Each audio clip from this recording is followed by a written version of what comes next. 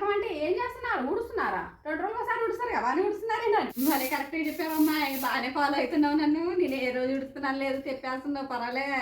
ఇల్లే కదా ఆంటీ, ఆ మాత్రం పసిగట్టాను. ఏం లేదు, కొబ్బరి చీపురుతో ఊడుస్తున్నారు ఏంటంటే? మెత్తడి చీపురు తీసుకురాలేదా? అయినా ఈ మధ్య మీరు కొబ్బరి చీపురుతోటే ఊడుస్తున్నారు. ఏముందిరా, రేట్లు అన్నీ మండిపోతున్నాయి. ఆ చీపురు మెత్తడి చీపురు ఏమో ఒకటి 200 రూపాయలు, ఇది 10 రూపాయలు. 200 రూపాయలు పెట్టి అద్దెలలో ఏం తీసుకుంటామని చెప్పేసి నేనే బాబాయ్ చెప్పి కొబ్బరి చీపురు తెప్పించుకున్నాను 4.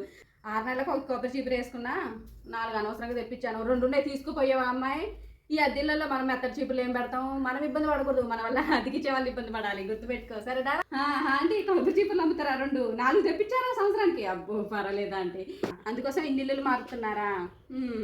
2 చీపుర్లు అమ్ముతారా కొబ్బరి చీపుర్లు? సరేరా, జల్జా ఊడ్ చేసిన తర్వాత ఉల్లిపాయ పులుసు పెట్టాలి, చాలా పని ఉంది. టైం ఎంత అవుతుందో ఏమో, 12 దాటేసి ఉంటుంది. సరేరా, ఉంటా.